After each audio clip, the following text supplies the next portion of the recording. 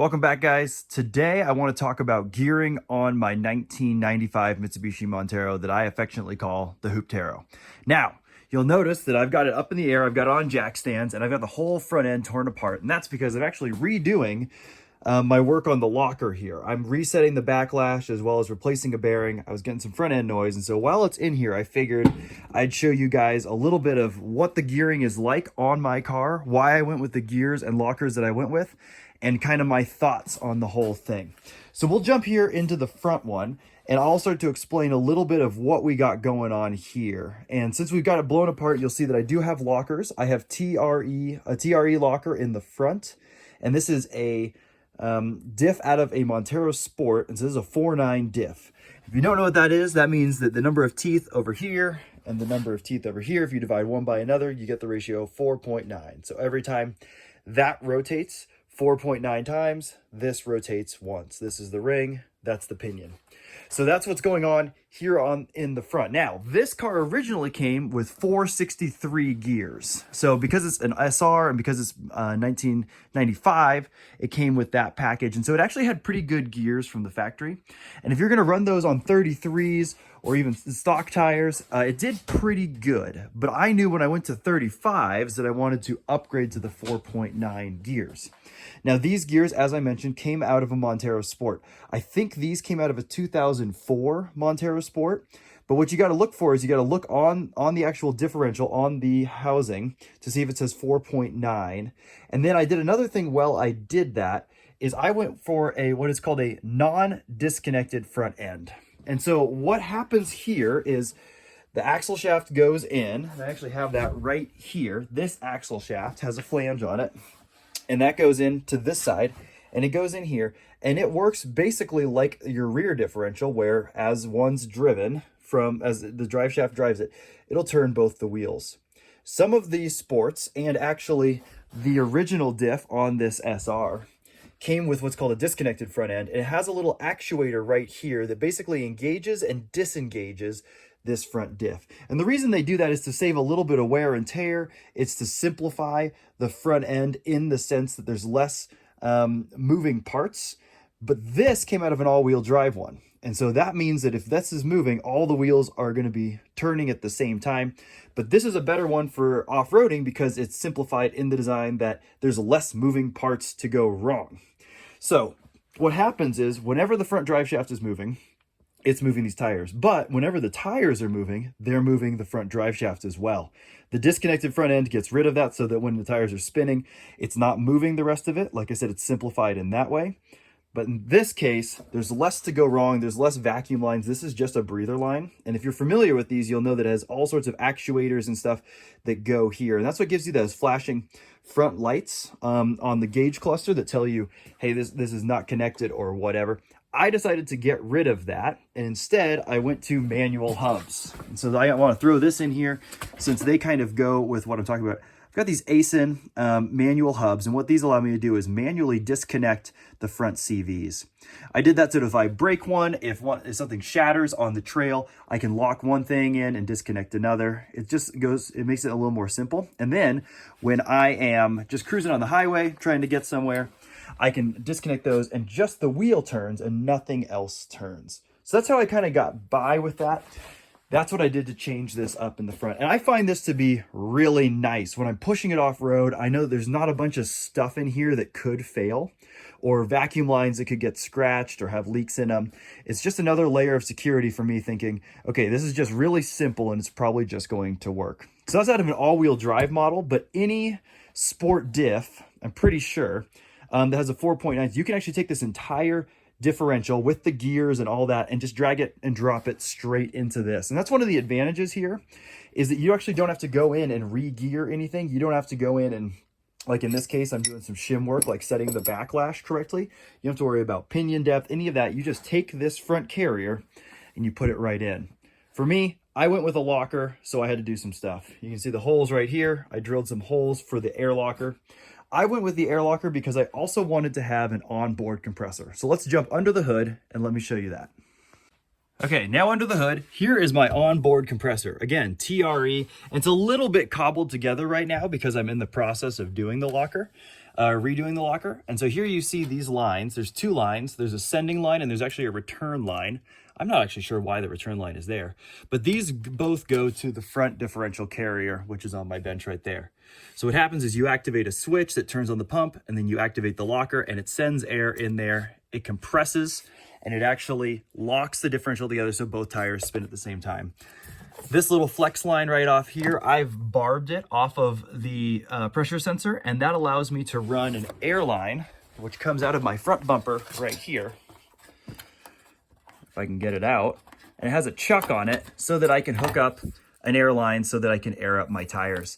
This works okay. The advantage to me is that I like having an air compressor on my car at all times for filling up tires, or if I get a flat and I need to put some air in it. I just like having that. And so to have a built-in air compressor is pretty sweet.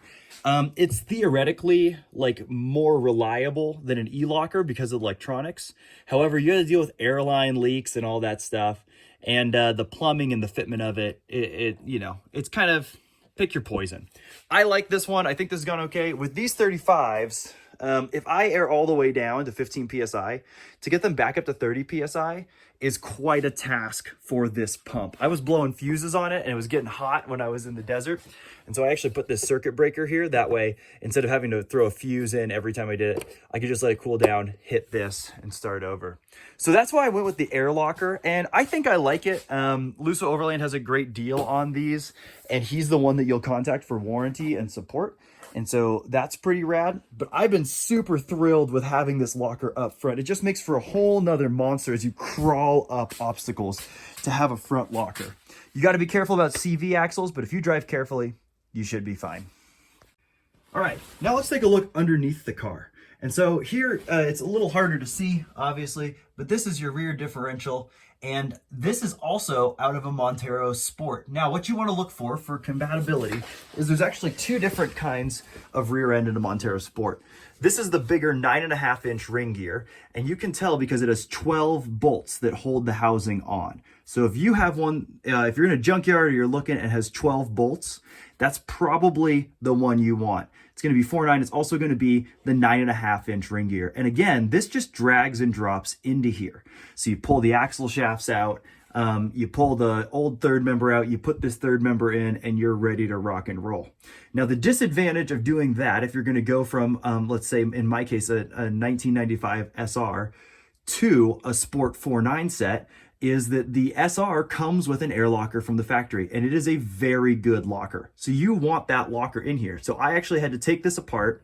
I had to put the air locker in here, which involved a little bit of moving around and getting the locker out of one and putting it into a different housing. And I had to set up the backlash on this. And so that was a little more work than just drag and drop, but I'm thankful I did, because now I have a locker in the back that runs just like the factory one. And you can see the sensors there.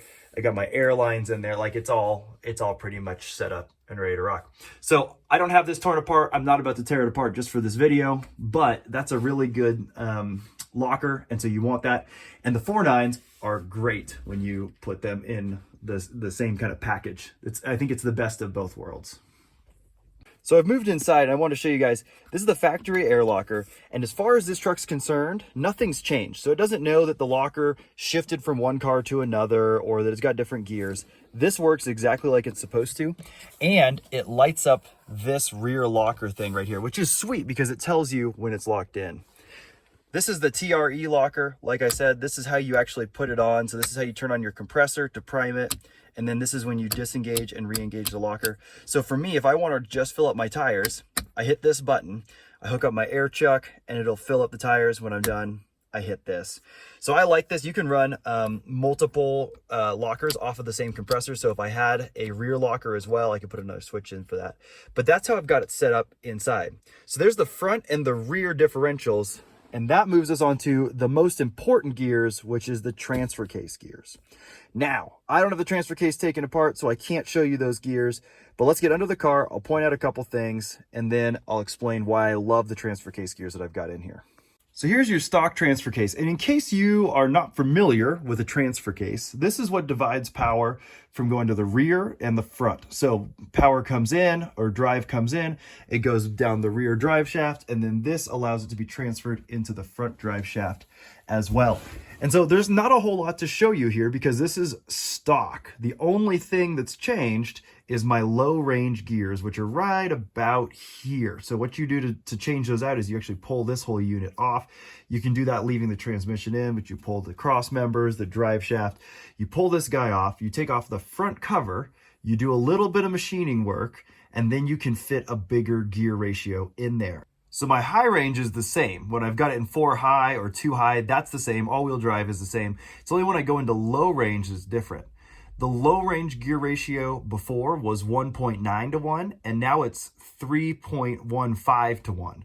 So it's almost twice as low, and you can really tell on the trail when you're crawling over rocks. You get a lot more engine speed, therefore a lot more power, but the wheels don't move as much, and that allows you to just crawl over things. And so this wasn't a very expensive mod. These cost like $1,500. You have to get them from Australia. And a lot of guys don't really want to bite the bullet and get into it, but it's so worth it when you get on the trail to be able to crawl over rocks.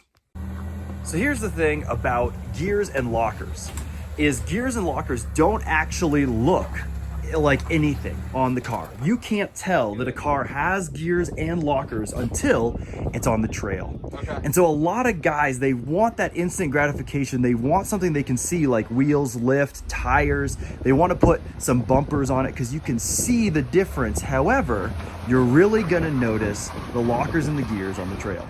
The saying goes, lights and lifts look great in the parking lot, lockers and gears look good on the trail. And it really shows. This car can crawl up a lot of things, even with the 4-speed transmission, which is a downside to me. It doesn't have that same kind of low range as my Gen 3. Even with that transmission, this thing just wants to crawl up stuff. You can basically run into a wall, hit the gas, and you will climb up it. Because of the lockers, it's going to be fighting for traction on all 4 corners. You don't have to worry about lifting a tire in the air and losing traction. And because the diff gears are re-geared and the transfer case, it's getting as much mechanical advantage as it can to climb up things. And so to me, this is like why I built this car, is I wanted to put gears and lockers in it. I knew I wanted the highest gear ratio and locked on all 4 corners, and that's how I was going to build this car, is because I wanted it to crawl over everything. Now it's worth mentioning the 4.9s, they do help a little bit with gas mileage, just a little bit. Is it noticeable? Is it worth you going to the junkyard and saying, I need to pull those gears to get better mileage? I don't think so. But for me, I'm doing a little bit of towing and I commute in this. This is my daily driver. And so for me, it's good to have the most mechanical advantage I can. So having a little higher gear ratio does help with a kind of ease on the transmission, ease on the car. That's really good. But the biggest difference is going to be those 315s in the transfer case. They keep the car really happy off-road. Just like that. So there you go, guys. Those are the gears and lockers that I have inside of the Hooptero. Like I said, probably my favorite mod. It allows this thing to really shine off-road. If you guys have questions about the gears and why I chose them, or the lockers, or whatever, feel free to drop them in a comment down below, and I'll catch you guys on the next video.